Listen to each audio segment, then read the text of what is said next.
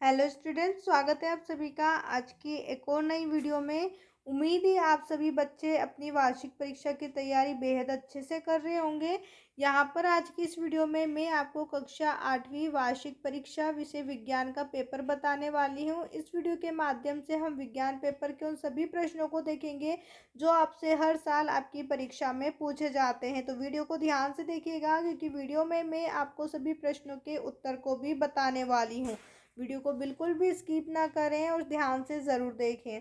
तो चलिए शुरू करते हैं। राज्य शिक्षा केंद्र मध्य प्रदेश भोपाल वार्षिक परीक्षा 2026 विषय विज्ञान कक्षा 8वीं का पेपर है। इसकी पिछली वीडियो में हमने कक्षा 8वीं के हिंदी, गणित और साथ में इंग्लिश पेपर को भी देखा है। जिन्होंने ये वीडियो नहीं देखी है वो हमारे यूट्यूब चैनल की प्लेलिस्ट पे जाके इन तीनों सब्जेक्ट की भी वीडियो देख सकते हैं। आज की इस वीडियो में हम 8वीं विज्ञान का पेपर देखेंगे। यहाँ पर सबसे पहले आपको बहुविकल्पी प्रश्न दिए जाएंगे। प्रश्न नंबर 1 है, फसल के साथ उगे अवांछित पौधों को कहते हैं। हमारी जो फसल होती है उसके साथ बहुत सारे ऐसे अवांछित पौधे उगने लगते हैं, जहाँ आपने देखा होगा जो किसी भी काम के नहीं होते हैं उसे हम क्या कहते हैं। तो यहाँ पर आपको लिखना है खरपतवार। उन अवांछित पौधों को हम खरपतवार कहते हैं। इसके बाद है प्रश्न नंबर 2, मिट्टी को उलटने पलटने एवं पोला करने की प्रक्रिया कहलाती है। आपने देखा होगा जब भी हम नई फसल उगाते हैं तो उसमें जुताई करते हैं। जुताई का मतलब क्या होता है, उसे उलट पुलट करते हैं, उसे पोला कर देते हैं। तो इसे हम क्या कहते हैं, जुताई कहते हैं। यहाँ पर आपको ऑप्शन सी पर टिक करना है। प्रश्न नंबर 3 है, निम्नलिखित में से अग्निशामक यंत्र में प्रयुक्त होने वाली गैस है। अग्निशामक यंत्र में प्रयुक्त होने वाली गैस है कार्बन डाइऑक्साइड। यहाँ पर आपको ऑप्शन सी पर टिक करना है। इसके बाद है प्रश्न नंबर 4, एक अभ्यारण्य में काला हिरण, सुनहरी बिल्ली, घड़ियाल तथा गेंडा क्या दर्शाते हैं। तो यहाँ पर ये सभी चीज़ें एक प्राणी जात को दर्शाते हैं। आपको ऑप्शन बी पर टिक करना है। इसके बाद है नंबर 5 पर, पृथ्वी का कंपन कहलाता है। आपने देखा होगा जब भी पृथ्वी में कंपन होता है यानी कि वो हिलती है तो उसे हम क्या कहते हैं, भूकंप कहते हैं। यहाँ पर आपको ऑप्शन बी पर टिक कर देना है। यहाँ आपके सभी ऑब्जेक्टिव जो थे एक एक नंबर पे यहाँ पर आपसे पूछे गए थे। टोटल 5 प्रश्न ये आपसे पूछे जाएंगे। अब इसके बाद रिक्त स्थान है, यहाँ पर आपसे 5 रिक्त स्थान पूछे जाएंगे। एक एक नंबर के 5 रिक्त स्थान रहेंगे। नंबर 6 में रिक्त स्थान है, घरों में अनाज के भंडार में का उपयोग किया जाता है। उत्तर में आपको लिखना है नीम की सूखी पत्तियों का उपयोग किया जाता है। नंबर 7 पर है, कार्बन का शुद्ध रूप है। यहाँ पर आपको लिखना है कोयला। कोयला जो है एक कार्बन का शुद्ध रूप है। इसके बाद है नंबर 8, ईंधन की ऊष्मीय मान को मात्रक द्वारा प्रदर्शित किया जाता है। उत्तर में हम लिखेंगे किलो जूल प्रति किलोग्राम। ईंधन की ऊष्मीय मान को किलो जूल प्रति किलोग्राम में प्रदर्शित किया जाता है। नंबर 9 पर है, विद्युत लेपन विद्युत धारा का प्रदर्शित करता है। तो विद्युत लेपन जो है विद्युत धारा का रासायनिक प्रभाव प्रदर्शित करता है। प्रश्न नंबर 10 है, एक उपकरण है जो भूकंपी तरंगों को रिकॉर्ड करता है। उत्तर में आपको लिखना है भूकंप लेखी। भूकंप लेखी जो है एक ऐसा उपकरण है भूकंपी तरंगों को रिकॉर्ड करके रखता है। अब इसके बाद है अति लघु उत्तरीय प्रश्न। यहाँ पर आपसे पाठ के प्रश्न उत्तर पूछे जाएंगे। ये सभी प्रश्न आपसे 2 नंबर में पूछे जाएंगे। कुल मिलाकर यहाँ पर आपसे 6 प्रश्न 2 नंबर में पूछे जाएंगे। पहला यहाँ पर 11वें नंबर पे आपको दिया हुआ है, धान को वर्षा ऋतु में क्यों उगाते हैं। उत्तर आपको लिखना है, धान को बहुत अधिक मात्रा में पानी की आवश्यकता होती है। वर्षा ऋतु में पानी पर्याप्त मात्रा में उपलब्ध रहता है, इसलिए धान को इसी मौसम में उगाया जाता है। धान का मतलब क्या होता है, यहाँ पर चावल। चावल को क्या होता है, पानी की अधिक ज़रूरत होती है। अधिक पानी हमें कब मिलता है, वर्षा ऋतु में, इसलिए धान को वर्षा ऋतु के समय पर उगाया जाता है। इसलिए धान को इसी मौसम में उगाया जाता है। वर्षा ऋतु में जो है पानी पर्याप्त रहता है, इसलिए वर्षा ऋतु में धान को उगाया जाता है। अब प्रश्न नंबर 12 है, जीवाश्म ईंधन किसे कहते हैं। यहाँ आपको उत्तर लिखना है, मृत जीवों के अवशेषों से करोड़ों वर्ष की रासायनिक प्रक्रिया के बाद बनने वाले ईंधन को जीवाश्म ईंधन कहते हैं, जिसे कोयला, पेट्रोलियम और प्राकृतिक गैस। जो मृत जीव होते हैं, जो भी छोटे मोटे जीव होते हैं, वो मर जाते हैं, उसके बाद हम उन्हें ज़मीन में दफना देते हैं, तो उनके दफन होने के करोड़ों वर्षों बाद वहाँ पर क्या बन जाता है, जैविक जो है करोड़ों वर्षों बाद वहाँ पर रासायनिक प्रक्रिया द्वारा जीवाश्म ईंधन बनता है, जैसे कोयला, पेट्रोलियम और प्राकृतिक गैस। अब इसके बाद है नंबर 13, मादा के किस जनन अंग में भ्रूण का रोपण होता है? तो यहाँ पर आपको याद रखना है गर्भाशय। गर्भाशय उत्तर आपको याद रखना है।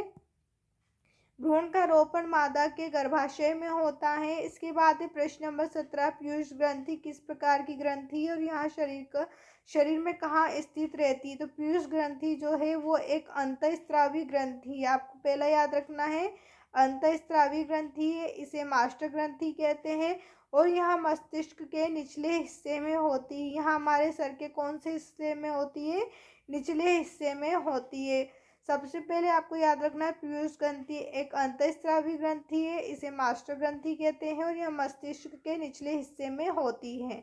प्रश्न नंबर 15 है, किसी वस्तु की गति की अवस्था में परिवर्तन होने का क्या कारण है? तो यहाँ पर आपको याद रखना है बल। सिर्फ एक ही शब्द आपको याद रखना है बल। किसी वस्तु की गति की अवस्था में परिवर्तन होने का कारण बल है। अब प्रश्न नंबर 16 है, भूकंप की शक्ति के परिणाम को किस पैमाने पर व्यक्त किया जाता है? उत्तर में आपको लिखना है भूकंप की शक्ति परिमाण को रिक्टर पैमाने पर व्यक्त किया जाता है। आपको रिक्टर वर्ड याद रखना है। इसके बाद है लघुत्तरी प्रश्न। तो यहाँ से आप देखिए आपसे 3 नंबर वाले प्रश्न पूछे जाएंगे। हर प्रश्न के पीछे आपको अंक दिया जाएगा।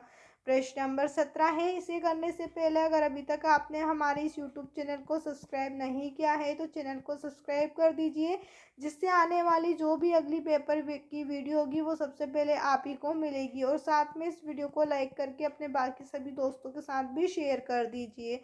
यहाँ पर देखिए प्रश्न नंबर 17 है, ईंधन के रूप में लकड़ी का उपयोग करना हानिकारक क्यों होता है? कारण लिखिए।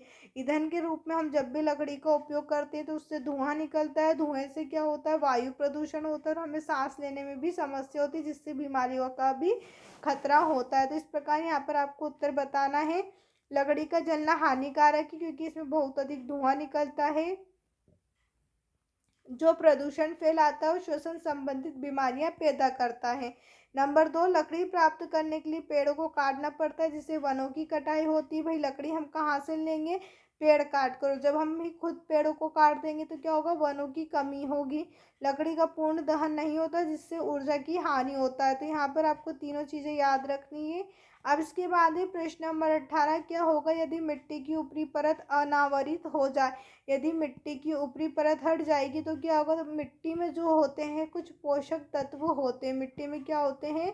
पोषक तत्व होते हैं। अगर वो पोषक तत्व ही नहीं रहेंगे तो मिट्टी हमारे किसी काम की नहीं रहेगी। वो कैसी हो जाएगी? बंजर हो जाएगी। यहाँ पर आपको इतनी सी बात याद रखना है। उत्तर इस प्रकार से लिखेंगे, यदि मिट्टी की ऊपरी परत हट जाए तो नीचे की कठोर और पथरीली परतें दिखाई देने लगेंगी। इसमें ह्यूमस कम होती है, जिससे भूमि बंजर हो जाएगी।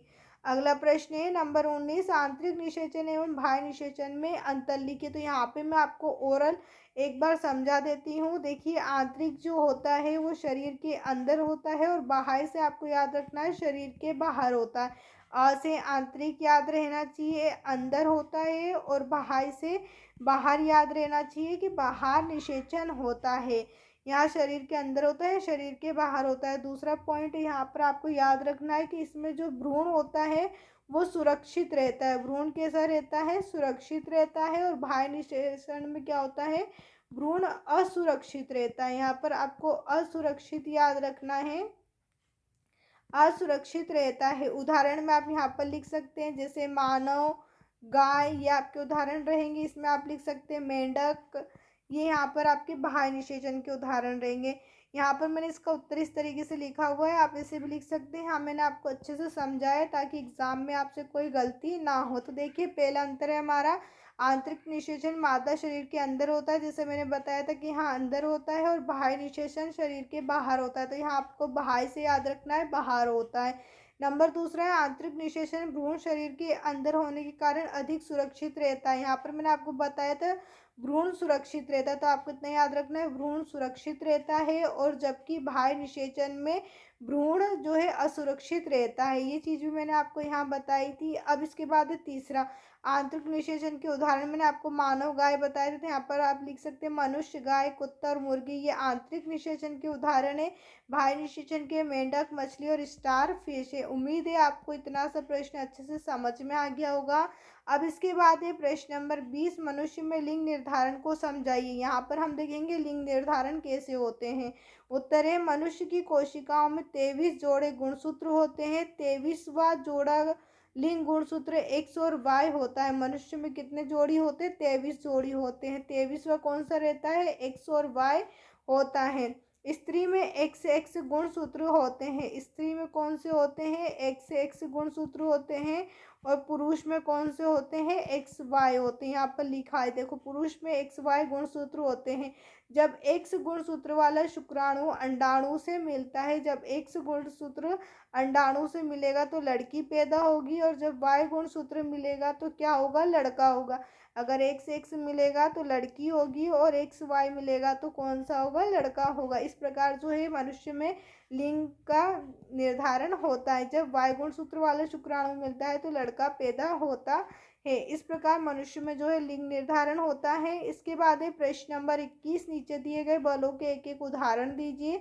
यहाँ पर 3 नंबर में आपसे बलों के उदाहरण पूछा गया है। पहला है पेशी बल। पेशी बल का उदाहरण आपको बताना है, बाल्टी उठाना या साइकिल चलाना। इसके बाद है गुरुत्वाकर्षण बल। तो यहाँ पर आपको उदाहरण में लिखना है पेड़ से फल का नीचे गिरना। और घर्षण बल, जिसका उदाहरण आप लिख सकते हैं फर्श पर लुढ़कती गेंद का धीरे धीरे रुक जाना। अब इसके बाद है प्रश्न नंबर 22। यहाँ पर आपसे प्रश्न नंबर 22 में पूछा है गीले फर्श पर खड़े होकर विद्युत उपकरण को छूना हानिकारक क्यों होता है? तो उत्तर में आपको यहाँ पर लिख देना है, साधारण पानी विद्युत का सुचालक होता है। गीले फर्श पर खड़े होने से शरीर का संपर्क जमीन से हो जाता है। करंट लगने पर विद्युत परिपथ पूरा हो जाता है, जिससे घातक झटका लग सकता है। अब यहाँ पर आपसे दीर्घोत्तरी प्रश्न 5 नंबर में पूछे जाएंगे। हर प्रश्न के पीछे आपको अंक दिया जाएगा। प्रश्न नंबर 23 है, प्रतिजैविक क्या है? प्रतिजैविक लेते समय कौन कौन सी सावधानी रखनी चाहिए? उत्तर हम लिखेंगे, वे औषधियाँ जो बीमारी पैदा करने वाले सूक्ष्म जीवों को नष्ट कर देती हैं प्रतिजैविक कहलाती हैं। जैसे स्ट्रेप्टोमाइसिन क्या होती है? वो बीमारियाँ जो पैदा करने वाले सूक्ष्म जीवों को नष्ट करती है। जो भी सूक्ष्म जीव है जिससे बीमारियां पैदा होती है, वो प्रतिजैविक उन्हें क्या कर देती है? कम कर देती है, खत्म कर देती है। सावधानी इसमें आपको क्या रखना है? डॉक्टर की सलाह लेने पर ही लेना है। दवा का कोर्स पूरा करना है, अधूरा नहीं छोड़ना चाहिए। और अनावश्यक रूप से हमें दवा नहीं खाना चाहिए। जब ज़रूरत हो तभी हमें डॉक्टर की सलाह से दवा को खाना चाहिए, वरना भविष्य में यहाँ बेअसर हो सकती है। इसके बाद है प्रश्न नंबर 24, घर्षण से होने वाले लाभ और हानियां लिखिए। उत्तर में आपको लिखना है, पहले लाभ, घर्षण के कारण हम चल पाते हैं, पेन से कागज पर लिख पाते हैं और वाहनों में ब्रेक लगा पाते हैं। 3 याद आपको यहाँ पर 3 जो है याद रखना है। घर्षण से लाभ, पहला हम चल पाते हैं, दूसरा हम लिख पाते हैं और तीसरा हम ब्रेक लगा पाते हैं। हानियां क्या होंगी? मशीनों के पुर्जे घिस जाएंगे, ऊर्जा की बर्बादी होगी और जूतों के तलवे घिस जाते हैं। इसके बाद है प्रश्न नंबर 25, ध्वनि प्रदूषण क्या है? ध्वनि प्रदूषण के कारण लिखिए। उत्तर आपको लिखना है, वातावरण में अत्यधिक या अवांछित शोर को ध्वनि प्रदूषण कहते हैं। इसका कारण क्या है? तो वाहनों का शोर, पटाखों का फटना, मशीनों की आवाज़, लाउड स्पीकर का तेज बजना और कारखानों का शोर। यहाँ पर आपको ध्वनि प्रदूषण और उसके कारण बता दिए। अब प्रश्न नंबर 26 है, नेत्रों की देखभाल हेतु आप क्या क्या उपाय करेंगे? तो नेत्रों की देखभाल के लिए हम क्या करेंगे? बहुत तेज या बहुत कम रोशनी में ना पड़े, सूर्य या तेज रोशनी को सीधे ना देखें, आंखों को गंदे हाथों से न मलें, साफ पानी से धोएं, पढ़ते समय किताब को आंखों से उचित दूरी पर रखें और विटामिन ए युक्त भोजन जैसे गाजर, पपीता का सेवन करें। उम्मीद है आपको आज का यहाँ विज्ञान का पेपर जो है बेहद अच्छे से समझ में आया होगा। अगर अभी भी आपको किसी प्रश्न में कोई डाउट है तो आप मुझे कमेंट करके पूछ सकते हैं। साथ में अगर अभी तक आपने हमारे इस यूट्यूब चैनल को सब्सक्राइब नहीं किया है तो चैनल को भी सब्सक्राइब कर दीजिए और इस वीडियो को लाइक करके अपने सभी दोस्तों के साथ भी शेयर कर दीजिए। वीडियो देखने के लिए आप सभी का धन्यवाद।